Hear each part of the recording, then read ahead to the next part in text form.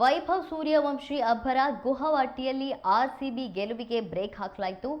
Power ಪ್ಲೇನಲ್ಲೇ ಅರ್ಧ ಪಂದ್ಯ ಗೆದ್ದಿತ್ತು RR ತಂಡ. ಪಟ್ಟಿದಾರ್ ಪಡೆಗೆ ಮೊದಲ ಸೋಲು ಇದಾಯಿತು.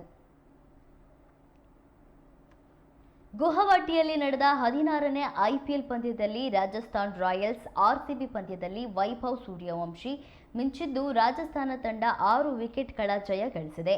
15ರ ಬಾಲಕ ವೈಭವ್ ಸೂರ್ಯವಂಶಿ ಧ್ರುವ್ ಜುರೇಲ್ ಅಬ್ಬರದ ನೆರವಿನಿಂದ ರಾಜಸ್ಥಾನ್ ರಾಯಲ್ಸ್ ಹಾಲಿ ಚಾಂಪಿಯನ್ಸ್ ಆರ್ಸಿಬಿ ವಿರುದ್ಧ 6 ವಿಕೆಟ್ಗಳ ಭರ್ಜರಿ ಗೆಲುವು ದಾಖಲಿಸುವ ಮೂಲಕ ಸತತ 4ನೇ ಪಂದ್ಯ ಗೆದ್ದು ಗೆಲುವಿನ ಓಟ ಮುಂದುವರಿಸಿದೆ. ಮೊದಲ ಬ್ಯಾಟಿಂಗ್ ಮಾಡಿದ ಆರ್ಸಿಬಿ 20 ಓವರ್ಗಳಲ್ಲಿ 8 ವಿಕೆಟ್ ನಷ್ಟಕ್ಕೆ 201 ರನ್ ಗಳಿಸಿತ್ತು. 202 ರನ್ಗಳ ಗುರಿ ಬೆನ್ನಟ್ಟಿದ್ದ ರಾಜಸ್ಥಾನ್ ರಾಯಲ್ಸ್ 18 ಓವರ್ಗಳಲ್ಲಿ 4 ವಿಕೆಟ್ ನಷ್ಟಕ್ಕೆ 202 ರನ್ ಗಳಿಸಿ ಗುರಿ ತಲುಪಿತು. ವೈಭವ್ ಸೂರ್ಯವಂಶಿ 78 ರನ್ ಗಳಿಸಿದರೆ ಧ್ರುವ ಜುರೇಲ್ ಅಜೇಯ 81 ರನ್ ಗಳಿಸಿ ಗೆಲುವಿನ ರೂವಾರಿಗಳಾದರು. ರಾಜಸ್ಥಾನ್ ರಾಯಲ್ಸ್ ತಂಡದ ಯುವ ಆಟಗಾರ ವೈಭವ್ ಸೂರ್ಯವಂಶಿ ತಮ್ಮ ಅಬ್ಬರದ ಬ್ಯಾಟಿಂಗ್ನಿಂದ ಐಪಿಎಲ್ 2026ರಲ್ಲಿ ಎಲ್ಲರ ಗಮನ ಸೆಳೆದಿದ್ದಾರೆ.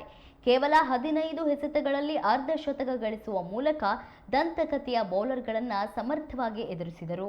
ವೈಭವ್ ಸೂರ್ಯವಂಶಿ 353.33 ಸ್ಟ್ರೈಕ್ ರೇಟ್ನೊಂದಿಗೆ 78 ರನ್ ಗಳಿಸಿದ್ದನ್ನು ವಿಶ್ಲೇಷಕರು ಆಶ್ಚರ್ಯಚಕಿತರಾಗಿದ್ದಾರೆ.